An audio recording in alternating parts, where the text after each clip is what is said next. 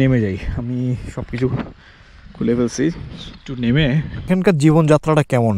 একদম বর্ডারের পাশে। বাড়িতে কোম্বাই যাবো, এমবাই যাবো, এমবাই। সাপ দিক দিয়ে চলে গেল। এই যে তোমার বেডরুমটা খুব সুন্দর ভাইয়া। কই আসলাম, এদিকে তো বাইক যাবেই না। বুঝতেছি না আর কি ঠিক পথে কি আছে কি না।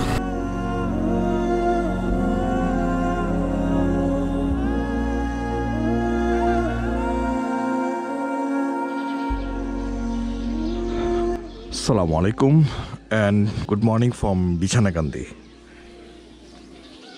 ওই যে মেঘালয়ের পাহাড়ের সারি যেখানে আমি আসি আর কি রাত্রে। এটা কোনো হোটেল না আর কি, যেহেতু বিছানাকান্দি খুব কাছেই ট্যুরিস্ট স্পট।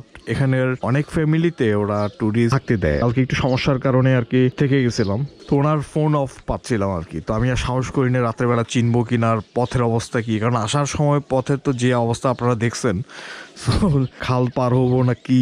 হ্যাঁ, আবার অনেকগুলো পথ তো ডাইভারশন থাকে, তো এই রাতের বেলা আর করিনি আর কি।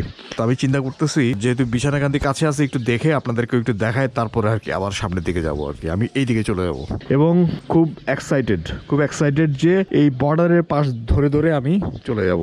আর আজকে এখান থেকে সাদা পাথর 21 কিলো। সুবহানাল্লাহ। আরেকটা মজার ব্যাপার, এই বিল্ডিংটা এটা কিন্তু ছাদ, কিন্তু ছাদে ওরা রুম করে ফেলছে, ছোট ছোট রুম আর কি।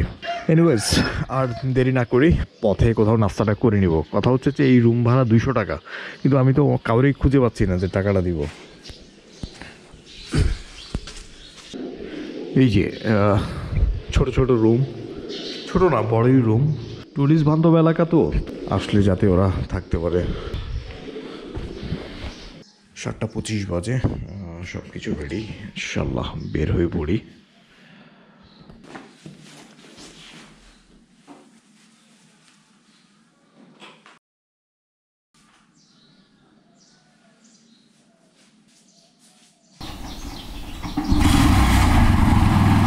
বিসমিল্লাহ করতে গিয়ে দেখি লক করে রাখছি। বিসমিল্লাহ। এই যে এই বিল্ডিং এ ছিলাম আর কি।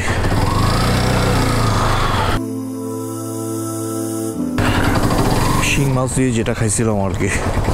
পরোটা হয় নাই। আমি রাত হয়ে গেছিল গতকালকে, এত আর বিছানাকান্দি যাই নাই, মেইন যে স্পটটা আর কি। তো ওইটা আমি একটু ব্যাকে যাচ্ছি 2 কিলো, আপনাদেরকে দেখাই, নিজেও দেখে আসি। খুব কমন স্পট যদিও, কিন্তু আমি আসলে যাই নাই, মানে যাওয়া হয় নাই আর কি। কমনগুলোতে আসলে আমার কেন যেন একটু কম যেতে ইচ্ছা করে, খুব মানুষজন থাকে, ক্রাউড থাকে, এইসব কারণে আর কি। আমার একটু ইউনিক প্লেসগুলোই হচ্ছে আমার টার্গেট থাকে। সামনে বাঁ দিয়ে যেতে হবে। এই যে একটা সবুজ কাঁটাজালের যে বেড়াটা দেখা যাচ্ছে, এটা হচ্ছে ইন্ডিয়ার বর্ডার আর কি। এখানে লেখা আছে পর্যটকদের সীমানা রেখা অতিক্রম না করার জন্য অনুরোধ করা হইল। চলে আসলাম বিছানাকান্দি। তাহলে এই সেই বিছানাকান্দি। খেয়াল রাখতে হবে যাতে ওইদিকে বর্ডারে ঢুকে না যায়। এই যে এখানে সাইনবোর্ড আছে, তো এখানের পরে আর যেতে মানা করছে আর কি। সাইনবোর্ড আছে এদিক দিকে, ওই যে ওখানে একটা সাইনবোর্ড, এতটুকুই আর কি বাংলাদেশের সীমানা, মানে পর্যটকরা যেতে পারবে। ওই পারে একটু দূরেই হচ্ছে ওখানে একটা জাল চলে গেছে, এটা হচ্ছে বর্ডার। আর এটা তো মেঘালয় পাহাড়। সুবহানাল্লাহ। টুরিস্ট আসা শুরু হয়েছে আর কি, পানি কম যেহেতু শীত। আপনাদেরকে একটু কাছ থেকে দেখাই, এই যে বর্ডার লাইন।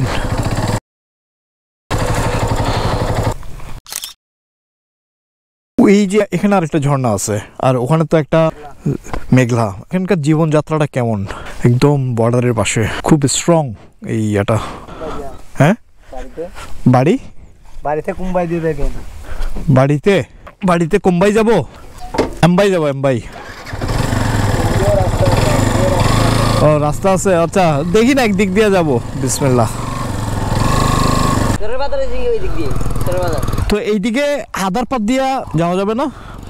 যাওয়া যাবে ভাই, অনেক জায়গা ঘোরা লাগবে। তাহলে এখানে কোথায় যাবো, কোন দিক দিয়ে? এই যে আমরা বিছনাকান্দি ক্যাম্প আছে না, এই ক্যাম্পের দ্বারা স্কুল আছে না, স্কুলের রাস্তা। ওই তেরিকা, এটা ফিল করছিলাম। এ ভাইয়া, সাদা পাথর কোন দিক দিয়ে যাবো?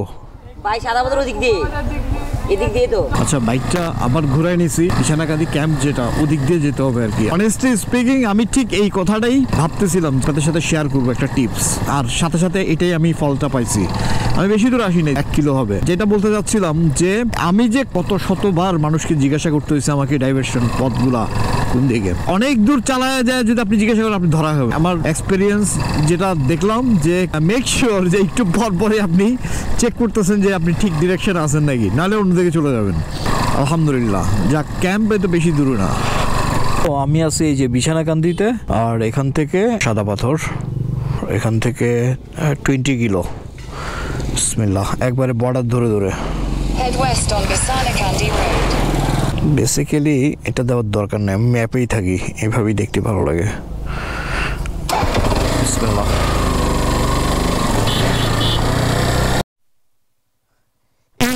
সাপ দিক দিয়ে চলে গেল, ওরে বাপরে বাপ। আমি হ্যাচকে এসে ব্রেক করছি, যে এদিক দিয়ে পালাই গেছে। আল্লাহ বাঁচাইছে, আলহামদুলিল্লাহ। খুব দ্রুত, মিডিয়াম 2-2.5 ফুট এরকম হবে, দৌড় বাইরে চলে গেল। বাপরে বাপ, কলিজা কেঁপে গেছে আমার। Shit man. 20 টাকা আপ ডাউন। আমি তো আপ ডাউন করতেছি না, আমি খালি যাবো। না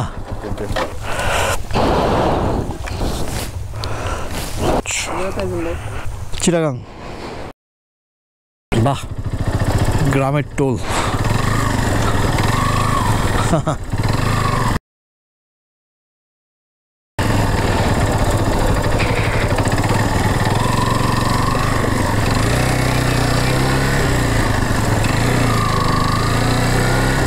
রাস্তাগুলো আসলে খুব এনজয় করতেছি। এই যে এক পাশেই তো মেঘালয় পাহাড়, আর গ্রামের যে রাস্তাগুলো ধান ক্ষেতের পাশে দিয়ে ভিতর দিয়ে, বর্ডার লাইন ট্যুরে আমার মনে আছে এই যে এই ধরনের রাস্তাগুলো এক্সপ্লোর করছিলাম। সুবহানাল্লাহ। হ্যাঁ, এই যে তোমার বেডরুমটা খুব সুন্দর ভাইয়া। জাফলং থেকে সাদা পাথর টোটাল পথটা হচ্ছে 45 কিলো আর কি, যেটার অর্ধেকটা আমি ধরে নিচ্ছি আমি গতকাল কমপ্লিট করছি, বাকি অর্ধেকটা আজকে কমপ্লিট করব। সমস্ত 21 কিলোমিটার আমি এতটা লম্বা করে আমি দেখাবো না, আমি শর্ট করে ফেলবো। শর্ট করে ফেলার কারণ হচ্ছে গতবারের মতো এই 21 কিলোমিটারে জানি নিয়ে আরেকটা এপিসোড হয়তো হয়ে যাবে, বিকজ এখানেও যথেষ্ট ভ্যারিয়েশন ছিল, বাট দুইটা পথের কিন্তু ডিফারেন্স আছে। এই পথটা বিছানাকান্দি হয়ে সাদা পাথর পর্যন্ত। সো আমি যেটা বুঝলাম যে এটা আসলে গ্রামের মেঠো পথ, দিগন্ত জোড়া ধান ক্ষেত, আর এক পাশে তো মেঘালয় পাহাড়ের সারি আছেই, আর মাঝে মাঝে গ্রামের ভিতর দিয়েও যেতে হচ্ছিল, গ্রামের এক পাশ দিয়ে আর কি। বর্ডার লাইন রুট ধরে মোটামুটি এরকমই যাচ্ছি আমি। ওই পথটা আমি অনেক শর্টকাটে আমি দেখাই ফেলবো এই 21 কিলো। সো আরেকটা কথা হচ্ছে, এটা সবারই করা উচিত আমার মনে হয়। যখন আমরা বের হই ভ্রমণে, সফরে, তখন এই নিয়তটা করা উচিত যে আমি আল্লাহ তাআলা নিদর্শনগুলো দেখার জন্য বের হচ্ছি। আল্লাহ না করুক যে ওই সফরে হয়তো আমাদের মৃত্যু হয়ে যেতে পারে, এবং মৃত্যুটা আসলে এভাবেই হয়, আনএক্সপেক্টেড। আমরা চিন্তা করি না যে মৃত্যু মানুষ, আমরা হঠাৎ করে খবর শুনি যে ওই ব্যক্তি মারা গেছে, উনি মারা গেছে, আমরা আলোচনা করি, তো ওই ব্যক্তির আসলে অবস্থাটা কি হয়, তার তো এই দুনিয়ার চ্যাপ্টার ক্লোজ হয়ে গেছে। ফাইনালি পাকা রাস্তা পাইলাম, এখান থেকে দেখাচ্ছে আর 14 কিলোমিটার। এখন টাইম হচ্ছে 9:29 বাজে। আমি এটা সবসময় চেষ্টা করি আর কি, যে মৃত্যুটা আমার সামনে, যাতে আখিরাতটা আমার সামনে রাখার জন্য। আমি বের হওয়ার সময় আমি ওইভাবে প্রিপারেশন নিয়ে বের হই যে আমি হয়তো ফিরে নাও আসতে পারি। আমার সন্তানকে, পরিবারকে, সমস্ত কিছু আমি ওইভাবেই করেই আমি বের হই যে মেবি আইল নট কাম ব্যাক, মেবি এটাই আমার লাস্ট ট্যুর। এই ব্রিজটা পার হয়ে এসে এখন কি বাদিকে যাব? সাদা পাথর কোন দিকে ভাই? ওই যে ব্রিজ, বড় মেইন রোড আছে না, সাদা পাথর তো সামনে দেখাচ্ছে। চরের বাজারটা কোন দিকে? হ্যাঁ, চরের বাজার। সাদা পাথর পিছনে রাখিয়েছেন না, ইয়াতে ঠিকই আছি, রাস্তা দেখাচ্ছে এখানে। না এটি হ্যাঁ, এটাই হচ্ছে শয়তানের ধোঁকা, যে আমাদেরকে সে দীর্ঘ জীবনের একটা মায়া মরিচিকার ভিতরে সে আমাদেরকে রাখে। আমরা অনেক দিন বাঁচবো, কে এত সুন্দর দিনে মৃত্যুর কথা কেন আমরা ভাববো? কিন্তু মৃত্যু আসার সময় সুন্দর অসুন্দর দিন দেখে আসবে না। খুব সুন্দর একটা ট্যুরের সুন্দর একটা মুহূর্তে মৃত্যু হয়ে যেতে পারে, বা ঘরে বসেও হার্ট ফেল করেও মৃত্যু হয়ে যেতে পারে, এনিওয়্যার, হ্যাঁ, এবং এনি কজ। কোত্থেকে আসছেন? আচ্ছা, আমিও চিটাগাংয়েরই। জায়গাটা চেনা চেনা লাগতেছিল, জিজ্ঞাসা করলাম, বললো যে এটা হচ্ছে সাদা পাথরে যায়। তো দয়ার বাজার এসে এখান থেকে সো এটা আর কি। এবং আল্লাহ রসুল ওই ব্যক্তিকে বুদ্ধিমান বলছেন যিনি আখিরাতকে সামনে নিয়ে দুনিয়া করেন। It's important. হ্যাঁ, বুদ্ধিমান মানে এই না যে সে দুনিয়াতে খুব চতুরতার সাথে সে বিভিন্ন প্রপার্টি করতেছে, বিভিন্ন রকম ব্যালেন্স করে চলতেছে। যদি আমরা সত্যিকারের সম্পদ হিসাবে চিন্তা করি যে যেটা আখিরাতে আমার সাথে যাবে, আখিরাতে আমার কাজে আসবে, জীবনের চিরস্থায়ী বাসভবন, জান্নাতের নিয়ামত, জান্নাতে আমার বাসভবন, জান্নাতে আমার থাক। এখানে এখন টাইম হচ্ছে 10:27। এখানে একটু আরেকটা চা খাই আর একটু পানি টানি নিয়ে নিই। ওখানে সামনে যদি না পাই, পানি শেষ হয়ে গেছে আমার। ওইগুলো বিল্ড আপ করার জন্য যেগুলো আমাকে সাথে থাকবে, যেগুলো দিয়ে ওগুলো বিল্ড আপ হবে, ওইগুলো হচ্ছে আসলে প্রকৃতির সম্পদ। হ্যাঁ, আর বাকি স্থাবর এগুলো সব তো এখানে রেখেই যেতে হবে। কবরেও ওই কফিনের কাপড়টাই আমাদের পরে যেতে হবে, আর কিছুই আমাদের সাথে যাবে না। যাই হোক, এটা নিয়ে অনেক কথা বলে ফেললাম, এবার let's get to the point. Parking করে, পার্কিং ভাড়া 100 টাকা আছে, বোট করে তারপরে এদিকে আনবে আর কি। ওইদিকে ওটা লিজ নিয়ে এরকম বোট ভাড়া 800 টাকা আর কি। এদিক দিয়ে যে আসা যায় এটা হয়তো অনেকেই জানে না। একদম বর্ডার সাইড এরিয়া, এটা অন্যরকম একটা ভাইব আছে আর কি। মেইন ট্যুরিস্ট স্পট সাদা পাথরের, ওইখানে সবাই যায়। ওই জায়গাটার আমি কিছু ক্লিপ দিচ্ছি যেটা আমার কালেক্ট করা আর কি। এটা আমার ভিডিও করা না, বলে নিচ্ছি।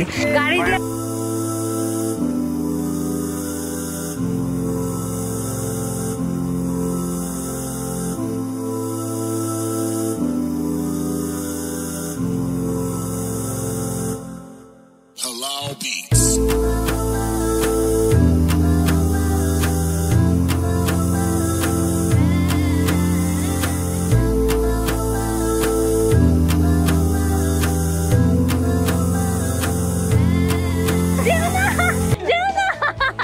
দেখতে ভালোই লাগে। এই যে জাল দিছে, হ্যাঁ, হাফিজও একটা জায়গায় নিয়ে গেছিল আমাকে, এই সাদা পাথর থেকে ভিতর দিয়ে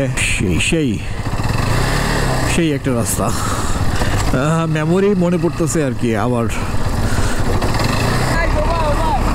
ওইদিকে নাই, আচ্ছা ওইদিকে না থাকলে নাই, একটু দেখে আসি সামনে কি আছে। সাদা পাথর নেই, কালা পাথর তো আছে, একটা কিছু থাকলেই হবে। ওরে আল্লাহ, এই তো যাওয়াই যাবে না, প্রচুর বালু, একটু ঘুরাইতে হবে। শিট, ঘুরাবো কেমনে? ঘোরানোর তো একটা চ্যালেঞ্জ। ওকে, আলহামদুলিল্লাহ। কই আসলাম? এদিক দিয়ে, এদিকে তো বাইক যাবেই না, তাহলে মনে হয় সামনে দিয়ে যেতে হবে। আশা করি কাছাকাছি চলে আসছি। ম্যাপে এখানে উল্টাপাল্টা দেখাচ্ছে, ইন্ডিয়ার বর্ডার কিন্তু খুব কাছে দেখাচ্ছে। আসলে ম্যাপে দেখার দরকার নেই, ওই যে দেখাই যাচ্ছে সবুজ কাটা জালি। ভাই সাদা পাথর এইদিকে একেবারে সোজা, কাছাকাছি চলে আসছি, যাই একটু দেখে আসি। কি বট গাছ, গাছ ছমছম করতেছে। যাবো কোন দিক দিয়ে? এদিকে না এইদিকে?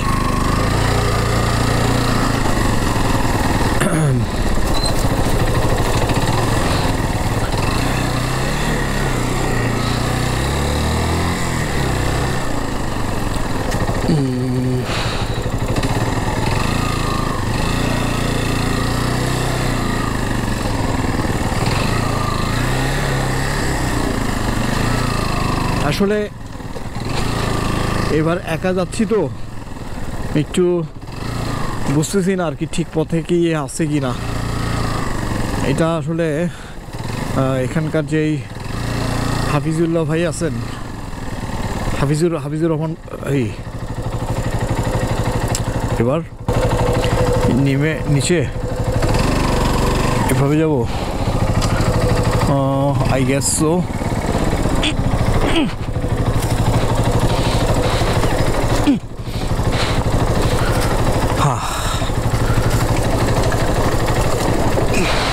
ঠিক জানি না ঠিক জায়গায় আসছি নাকি, তবে চেনা চেনা লাগতেছে। এখানে আসছিলাম, ওই ভিডিওটার লিঙ্ক দিচ্ছি ডেসক্রিপশানে, কেউ চাইলে দেখে নিতে পারেন। এইদিকে আসছিলাম মেবি, একটু আগে কিনারা থেকে দেখি। এটাই কি সাদা পাথর?